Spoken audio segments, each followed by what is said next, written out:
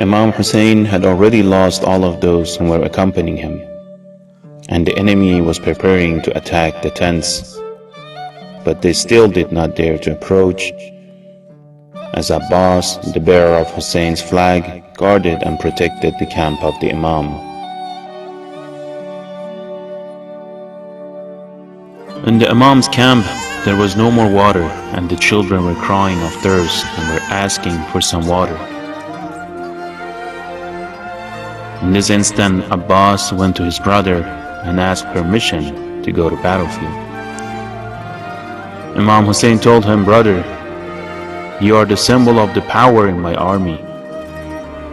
If you leave us, our group will be dispersed. If you want to go, try to get some water for these children first." At that moment, Abbas heard the heartbreaking cry of the children, who were crying of immense thirst and had lost their strength. Observing such a situation, he immediately mounted his horse and headed towards the Euphrates River to fill his sack of water.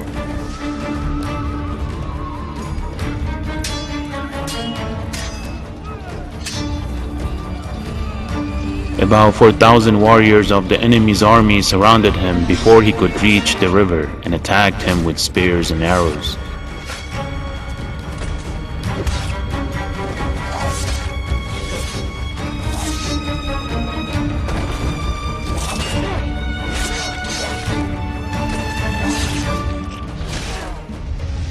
But nevertheless, the honorable Abbas bravely managed to break through the enemy lines and the siege of the Euphrates, killing about 80 enemy soldiers until he reached the bank of rivers.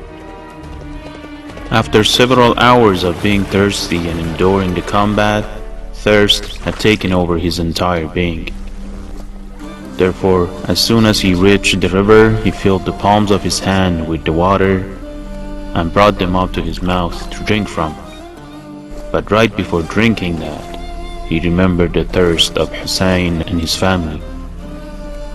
So he poured the water back at the river and refrained from drinking it.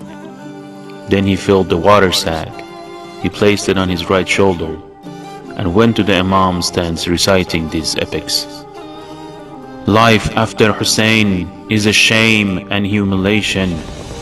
May God not leave me alive after Hussein. How can I drink fresh and delicious water while the thirsty lips of Hussein are drinking the potion of martyrdom? At this moment, the soldiers of enemy surrounded Abbas and attacked him from every angle possible to prevent him from getting the water back to the tents. When this brave commander of Karbala was about to arrive at Imam's camp, an enemy came out and cut off his right arm. Abbas recited the following: "I swear to God, even if they cut off my right arm, I will not stop defending my religion, nor will I stop supporting my Imam, the pure grandson of the Prophet of Islam." Then with another sword strike, they cut off his left hand, and the water skin fell to the ground. Abbas no longer had hands, and it was then that the enemies dared to approach him and attacked him. One of them came from the behind and hit him on the head with a metal club, and in this way Abbas achieved martyrdom. It is said that before his martyrdom, Abbas shouted, "Oh brother, help your brother." Imam Hussein, upon hearing Abbas's call, immediately mounted his horse, broke the enemy lines,